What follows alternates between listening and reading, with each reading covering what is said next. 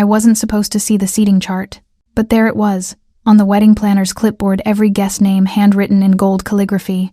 Aunts, uncles, cousins, friends, all assigned to tables 1 through 12, and then, at the very bottom, scratched in pencil, Elizabeth, pillar seat. My sister Catherine had literally written me out of her perfect wedding. The ceremony hall was breathtaking. Crystal chandeliers dripped from vaulted ceilings, white roses cascaded down marble columns, and a string quartet played softly as 300 guests filed in. Everyone in designer gowns and tailored suits.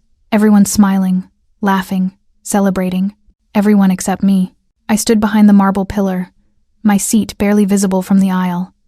A folding chair, no table number, no centerpiece, just me and this cold stone column, hidden from view like a dirty secret. Catherine glided down the aisle in her $15,000 Vera Wang gown, and I watched our mother cry tears of joy. Dad beamed with pride. The crowd gasped at how beautiful she looked. No one even glanced in my direction. I've spent 28 years being Catherine's shadow, the other daughter, the one who never quite measured up. But this, hiding me behind furniture at her own wedding, this was a new low. As the ceremony began, I pulled out my phone, ready to leave. I'd order an Uber, go home, and finally cut ties with this toxic family. But then I saw it. Tucked under my chair was a small leather notebook. No name on the cover, just expensive paper and a burgundy ribbon bookmark. I opened it. January 15th. Mom asked again why Elizabeth isn't more like me. Told her E's just lazy. It's working. My blood turned to ice. This was Catherine's diary. And suddenly, 28 years of bad luck and missed opportunities started making horrifying sense. But what I read on the next page would destroy everything I thought I knew about my family. My hands shook as I flipped through the pages. March 3rd. Told Dad that Elizabeth's business idea was actually mine. He's investing $50K. She'll never know. June 12th. Called Mom crying. Said E has been talking behind her back. Mom's furious at her now. October 8th. E got invited to Sarah's wedding as a bridesmaid. Told Sarah that E said her fiancé was ugly. Sarah uninvited her. Perfect. 3 years of entries. 3 years of deliberate, calculated sabotage. Every failed friendship. Every missed promotion. Every time Mom and Dad looked at me with disappointment, Catherine had orchestrated all of it. I was shaking so hard I could barely breathe. Tears blurred my vision. Around me, people were applauding. Catherine and James had just been pronounced husband and wife, and I was holding proof that my sister was a monster. You look like you've seen a ghost. I jumped. A man stood beside my pillar, mid-30 seconds. Dark suit, concerned eyes, handsome in an understated way. Definitely not from our social circle. I knew all of Dad's business associates. I'm fine, I lied, shoving the diary into my purse. You're crying at a wedding. Either you're very happy or very not fine. He held out his hand. I'm Julian. I stared at his hand. Are you with the bride or groom? Neither. I'm a friend of a friend. Weddings are complicated. He smiled gently. Want to get some air? You look like you need to escape. Something in his voice made me trust him. Or maybe I was just desperate to talk to anyone who wasn't part of this nightmare family. I took his hand. We walked to the venue's terrace, away from the reception noise. The cool night air hit my face, and I realized I'd been holding my breath. Want to talk about it? Julian asked, leaning against the railing. And suddenly, I did. Maybe because he was a stranger. Maybe because I'd just discovered my entire life was a lie. But the words came pouring out. My sister has been sabotaging me for years, and I just found her diary that proves it. Julian's expression didn't change. He just listened. Every job I lost. Every relationship that fell apart. Every time my parents chose her over me, it was all her. She planned it. Wrote it down like a to-do list. Show me, Julian said quietly. I hesitated, but something about his steady gaze made me feel safe. I pulled out the diary. He read in silence, his jaw tightening with each page. When he finally looked up, his eyes were dark with anger. This is psychological abuse, Elizabeth, you know that, right? No one had ever said it out loud before. Your sister is a narcissist, and your parents enabled her. He handed back the diary. What are you going to do about it? That was the question, wasn't it?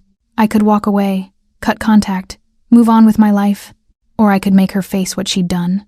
I don't know, I whispered. Julian pulled something from his pocket, a business card. When you decide, Call me. I'm an investigative journalist. I specialize in exposing people who think they're untouchable. He started to walk away, then turned back. Your sister made one mistake, Elizabeth. She wrote it all down. Evidence doesn't lie. And that's when I realized I had everything I needed to destroy her perfect life. The question was, did I have the courage to use it? I returned to the reception with the diary burning a hole in my purse. Catherine was making her grand entrance as Mrs. Catherine Morrison, her new husband James beside her. The crowd erupted in applause. She waved like royalty, that perfect smile plastered on her face, the same smile she'd worn while destroying my life. Ladies and gentlemen, the DJ announced, please welcome the bride and groom to their first dance. A spotlight hit the dance floor. Catherine and James moved together like a fairy tale. Everyone watched, enchanted. I saw Mom dabbing her eyes, Dad recording on his phone. Catherine's bridesmaids, my former friends, sighing at the romance of it all. And suddenly, I was 12 years old again. I was at my piano recital, about to perform a piece I'd practiced for 6 months. Catherine was in the audience, smirking. Halfway through my performance, I noticed Mom's empty seat. Later, I found out Catherine had texted Mom claiming I'd told her I didn't want Mom there because it made me too nervous.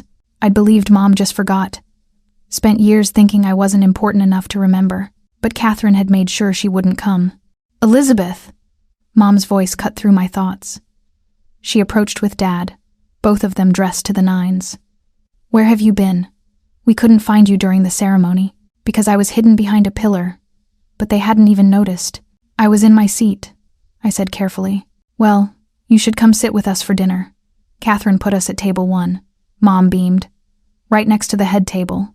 What table am I assigned to? Mom blinked. Oh, honey, I'm not sure. Check with the coordinator. She didn't know. My own mother didn't know where I was supposed to sit at my sister's wedding, because Catherine hadn't told her about the pillar. Dad cleared his throat. Listen, Elizabeth. Your mother and I wanted to talk to you about something. Catherine mentioned you might be struggling. Financially, my stomach dropped. What? She said your business is failing, said you might need help. Dad's tone was gentle but pitying. We want you to know we're here for you. I felt like I'd been slapped. My business wasn't failing. It was actually growing steadily. I'd just landed 3 new clients last month, but Catherine had planted that seed. Made them think I was desperate. Why? My business is fine, Dad. Catherine said you'd say that. Mom interjected, touching my arm. Honey, pride is one thing, but if you need money, I don't need money. Catherine is lying to you. They exchanged a look. The look that said, oh, Elizabeth's being dramatic again. We're not trying to upset you, Dad said carefully, just offering support. They believed her without question. They always did. And in that moment, I knew exactly what I had to do. I found the wedding coordinator near the gift table. Excuse me, I need to make a toast. During the reception speeches, she checked her clipboard. Are you listed here? I have the father of the bride, the maid of honor, and the best man. I'm the sister of the bride. I should definitely be on that list. She hesitated, clearly flustered. Let me check with Catherine.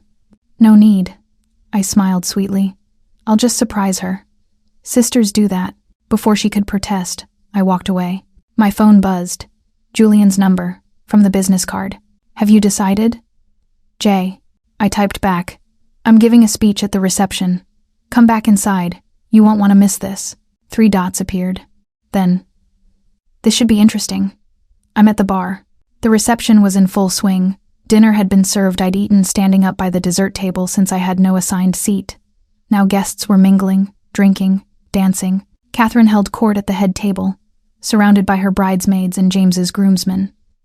She laughed at every joke, posed for every photo, played the perfect bride. I opened her diary one more time. November 2nd, E applied for the marketing director position at Dad's firm. Told Dad she has no experience and would embarrass the family. He didn't interview her. She thinks he just chose someone else. I'd been crushed when I didn't even get an interview. Thought I wasn't good enough. But Dad had never even considered me, because Catherine poisoned the well first. December 10th. Mom asked if E would be my maid of honor. No way. Told Mom that E said she was too busy for wedding duties. Mom was so disappointed in her. Catherine had stolen that from me too. Made Mom think I'd rejected the role. My hands trembled as I read the final entry. dated just 1 week ago. April 15th. Wedding day approaching. E will come because family obligation. But I'm seating her behind a pillar. She needs to know her place. This is my day. She's always been jealous of me, and it's time she accepts she'll never be me. After the wedding, I'm telling Mom and Dad she needs professional help. They'll probably cut her off financially. Good. She's always been the weak link in this family. Professional help. She was going to make them think I was mentally unstable. This wasn't just sibling rivalry. This was systematic destruction of my entire life.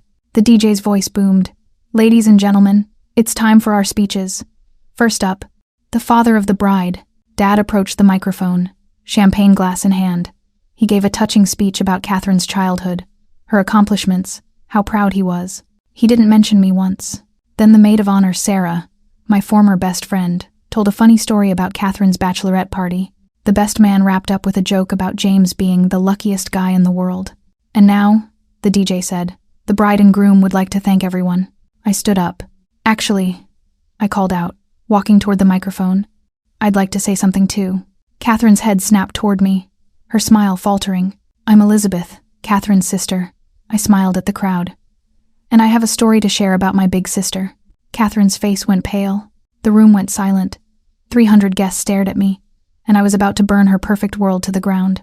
Sorry to interrupt, I said into the microphone, my voice steady despite my racing heart. But what kind of sister would I be if I didn't share some memories? Catherine was frozen at the head table, her smile now a tight grimace.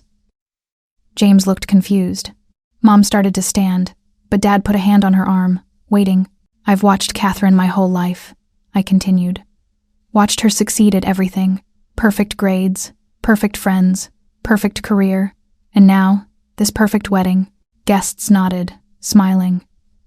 They thought this was going to be a sweet speech. For years, I wondered why I could never measure up. Why every job I applied for, I didn't get. Why friendships fell apart. Why our parents always seemed disappointed in me. The room shifted.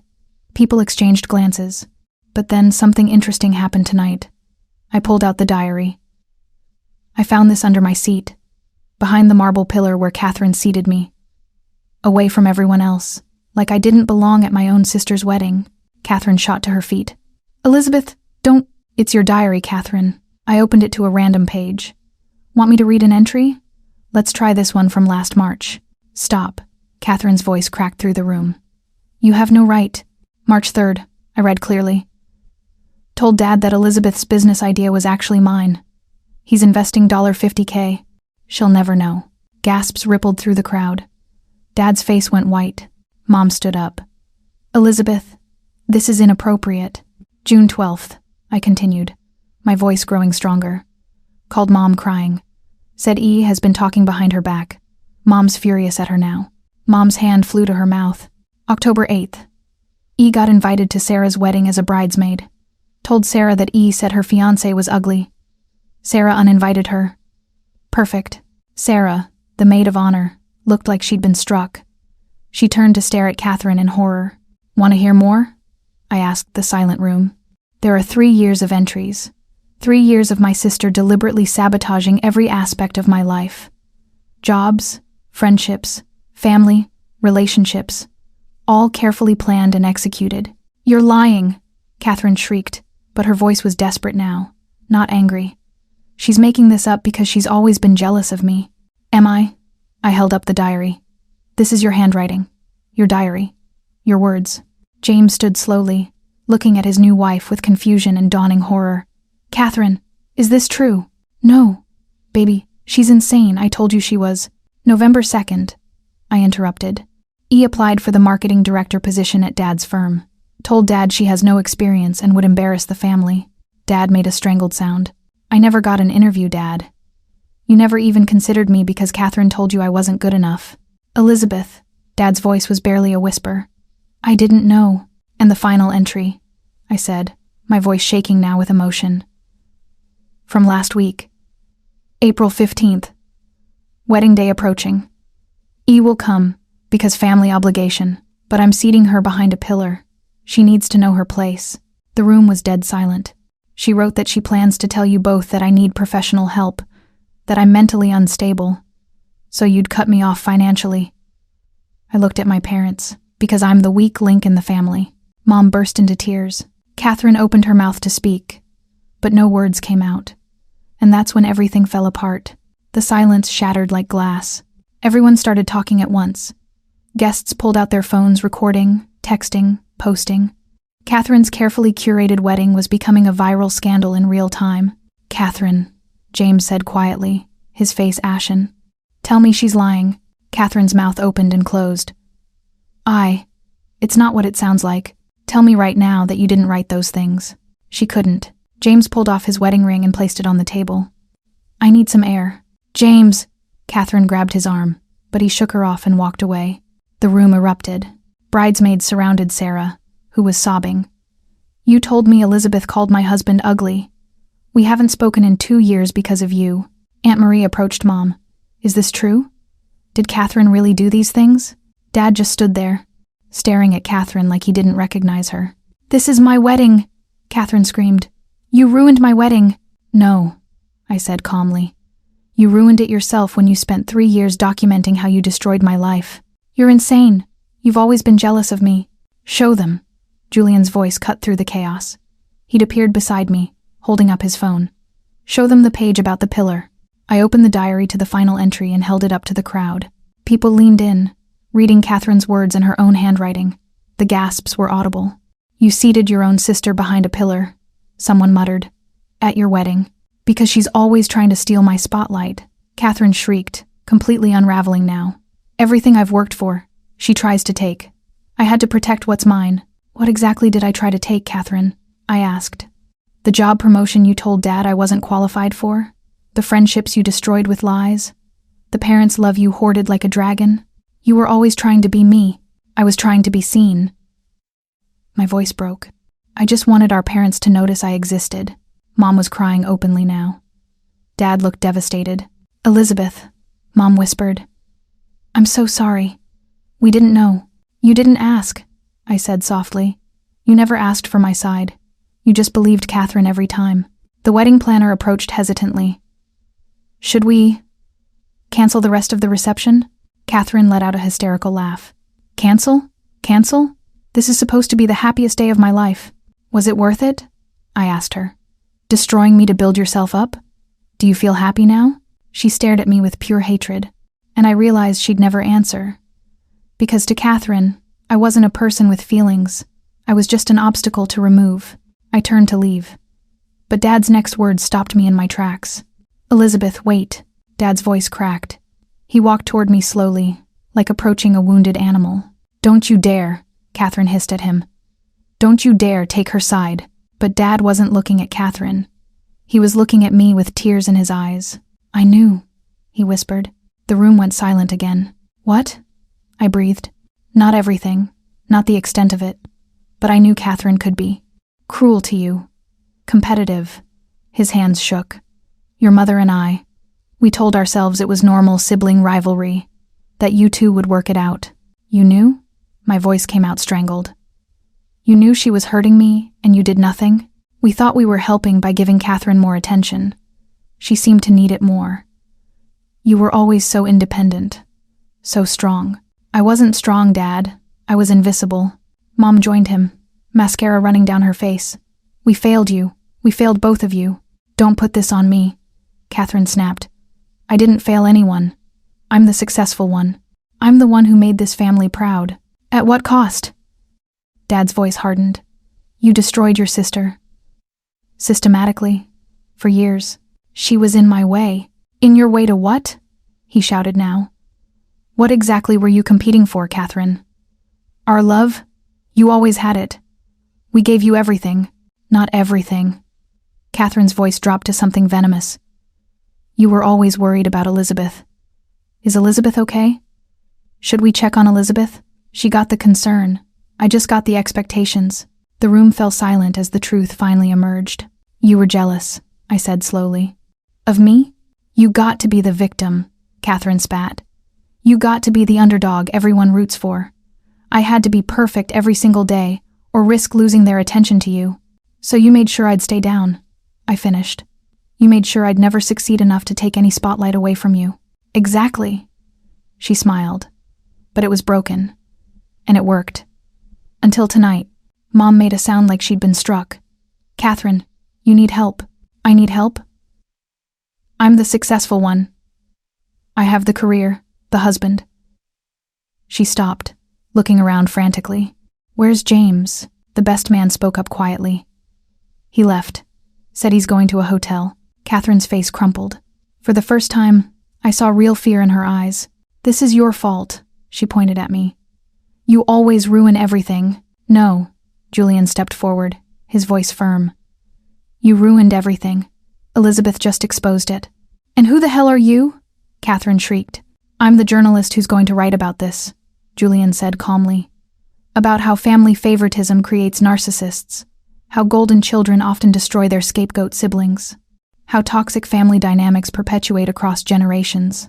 Catherine went white. You can't publish anything about me. Actually, I can. It's all documented. He gestured to the diary in my hands. In your own words. Dad cleared his throat. Elizabeth, I know we can't undo the past, but I want to try to make this right. How? I asked. How do you make right 28 years of choosing her over me? We start with the truth, Mom said. All of it. And we hold Catherine accountable. Catherine let out a bitter laugh. Accountable? You're going to punish your golden child? Dad's next words shocked everyone in the room. Catherine, Dad said firmly, you're going to therapy. Professional help. Non-negotiable. Are you serious? Catherine's voice reached a new pitch. And you're going to apologize. To Elizabeth. To Sarah. To everyone you've hurt with your lies. I'm not apologizing for being successful. You're apologizing for being cruel, Mom said quietly. There's a difference, Catherine. And if you can't see that, you'll lose everything. Your husband, your family, your reputation. Catherine looked around the room at the guests recording on their phones, at her bridesmaids avoiding eye contact, at the empty seat where James had been. This isn't fair, she whispered. Fair? I laughed hollowly. You want to talk about fair? You wrote in your diary that you were going to have me declared mentally unstable. You were going to have our parents cut me off financially. You were going to completely destroy what was left of my life. Because you deserved it. The words hung in the air like poison. Dad's face hardened. That's enough. Catherine, you need to leave. Leave. This is my wedding. The wedding is over, the planner interjected nervously. Guests are leaving. The vendors are packing up. It was true. The room was clearing out quickly. People were gathering coats, calling Ubers, whispering to each other. This would be the scandal of the year in our social circle. Catherine stood alone at the head table in her $15,000 dress, suddenly looking very small. Elizabeth, she said, her voice breaking. We're sisters. Are we? I asked. Because sisters don't try to destroy each other. I never wanted to destroy you. I just wanted to be better. You could have been better without tearing me down. She had no answer for that. Julian touched my elbow gently. You ready to go? I looked at my parents. I need time. Away from all of this. We understand, Mom said. But please, don't disappear completely. Let us try to fix this. I don't know if you can, I said honestly. Dad pulled an envelope from his jacket. This is a check for the $50,000 I gave Catherine for your business idea. I stared at it. I don't want your money, Dad. It's not my money. It's yours. It always should have been yours. He pressed it into my hands. Use it to start over, anywhere you want. Just, please let us be part of your life somehow. I looked at the check, then at Catherine crying at the head table, then at my parents' devastated faces. I'll think about it, I said finally. Julian and I walked toward the exit. As we passed the marble pillar where I'd been hidden, I stopped. You know what's funny? I said. She put me behind this pillar to keep me invisible. But it's where I found her diary. It's where everything changed. Sometimes the place where they try to hide you becomes the place where you find your power, Julian said. I pulled out my phone and took a photo of the pillar, the empty folding chair, the forgotten corner of this lavish venue. What are you doing? Julian asked. Remembering, I said. So I never forget what it felt like to be invisible, and so I never let anyone make me feel that way again. As we stepped into the cool night air, my phone buzzed with a text that would change everything one more time. The text was from James. Can we talk? I need to know the truth about Catherine. Coffee tomorrow? Jay. I showed Julian. He whistled low. The groom wants your side of the story. What do I tell him? The truth. He deserves to know who he married. We sat in Julian's car in the parking lot, neither of us ready to leave yet. The venue's lights were going dark one by one. The fairy tale was over. "So what happens now?" I asked. "With your article, that's up to you," Julian said. "I can write it anonymously, change names, make it about the broader issue without exposing your family specifically. Or I can name Catherine. Let the world know exactly what she did. It would be career suicide for her, social suicide too." I thought about it. The revenge would be sweet. Catherine's perfect image destroyed, just like she'd tried to destroy mine. But then what? "Write it anonymously," I said finally. "This isn't about revenge anymore." Julian studied my face. "You sure? She's already losing her husband. Her reputation in our social circle is destroyed. Our parents finally see the truth." I took a deep breath. Making it public would just hurt my parents more. And honestly, I don't want to be the person who destroys someone, even if they deserve it. That's incredibly mature of you. Or maybe I'm just tired of carrying hatred around. I looked at the diary in my lap. This thing has been poisoning both of us. Her writing it. Me reading it. What are you going to do with it? I considered. Give it to her therapist, maybe. If she actually goes to therapy. My phone buzzed again. Sarah this time. "Elizabeth, I'm so sorry. I'm so sorry. I should have asked you if it was true. I should have trusted you. Can we please talk?" Then another text. From a former colleague. "Just heard what happened at Catherine's wedding. I've been hearing rumors about you for years from anonymous sources." Was that her? And another. And another. The truth was spreading.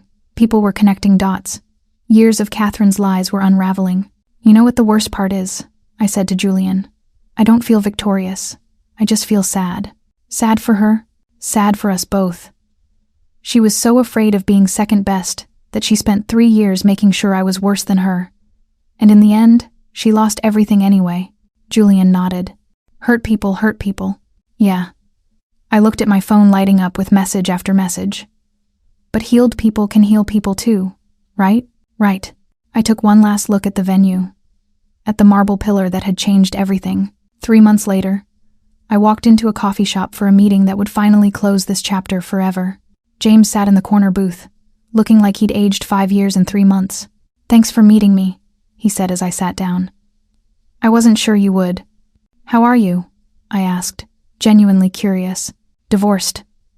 "Well, getting divorced. Annulment? Technically." He laughed bitterly. "Turns out there's a clause about fraud, and lying about who you are definitely counts. I'm sorry. Don't be. You saved me from a much worse future." He slid a folder across the table. "I found these in her office. After the wedding, I started looking into things.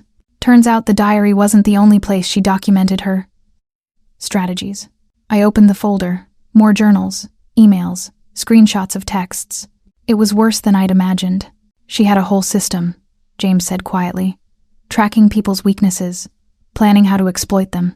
Business competitors, friends. You. Why are you showing me this?"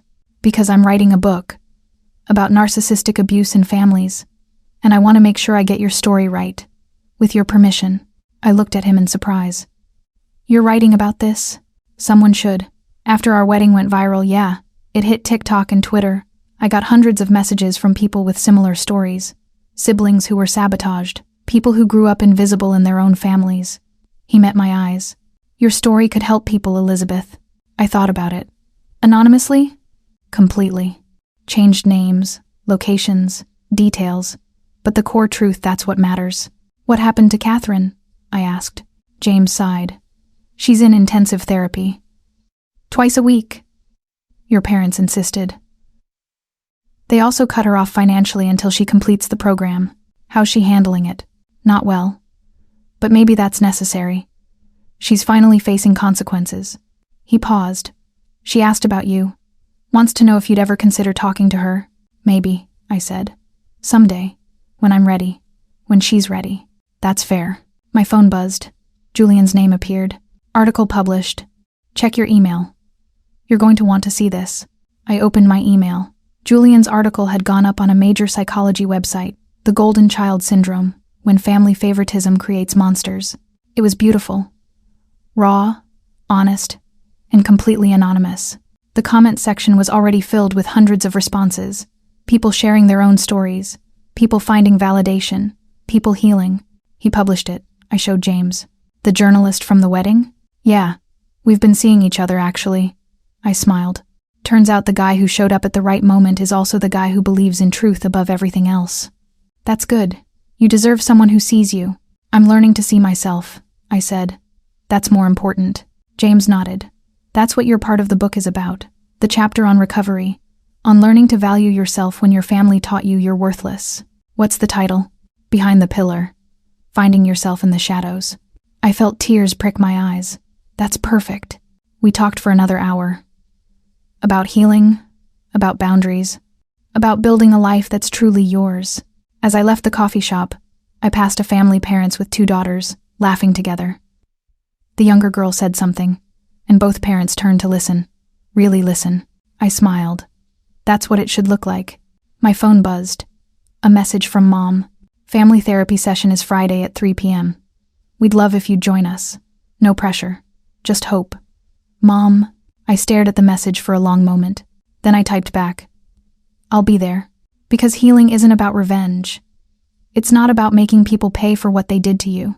It's about choosing yourself. Finally putting yourself first. Stepping out from behind the pillar and into the light. I'm not invisible anymore. And neither are you. If Elizabeth's story hit you in the gut, you're not alone.